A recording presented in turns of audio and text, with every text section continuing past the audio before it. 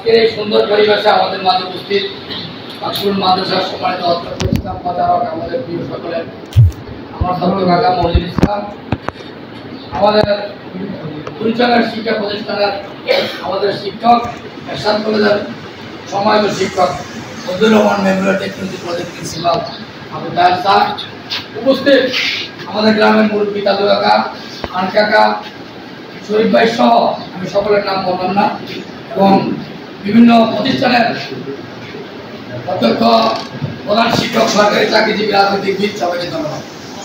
আসলে আজকের এই সুন্দর পরিবেশটির জন্য আমি মমিজ কাকাকে ধন্যবাদ জানাই, কারণ আমরা 3 জন 4 জন 5 জন প্রার্থী দেবো, ঘুরাঘুরি করবো, রাস্তাঘাটে অনেক কষ্ট হয়, গ্রামের চ্যালেঞ্জ আমাদের গ্রামের সুনামের জন্য আমি মনে করি আজকে যে সিদ্ধান্তটা হয়েছে আমার অত্যন্ত ভালো লেগেছে।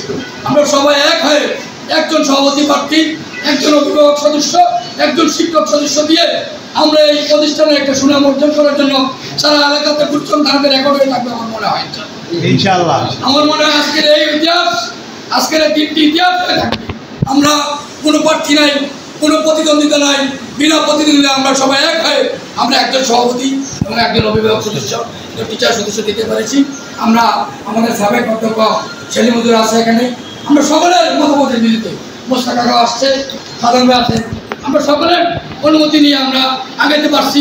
আমরা ধন্যবাদ করি। আগামী দিনে এই উন্নয়নের জন্য, এই পাকসুল মাদ্রাসার সকল কর্মকাণ্ডের জন্য আমরা আমাদের নেতৃবৃন্দের সাথে কথা বলে এবং যারা সরকারের দিক নির্দেশনা দিচ্ছে ওখানে আলোচনা করে আমরা এইটার উন্নয়নের জন্য, এই পাকসুলের উন্নয়নের জন্য আমরা এক হয়ে সুন্দরভাবে আজকে থেকে আমরা প্রতিজ্ঞাবদ্ধ কাজ করবো। সবাইকে ধন্যবাদ। সবাই এই আশা থেকে আমার বন্ধু ইচ্ছা আছে।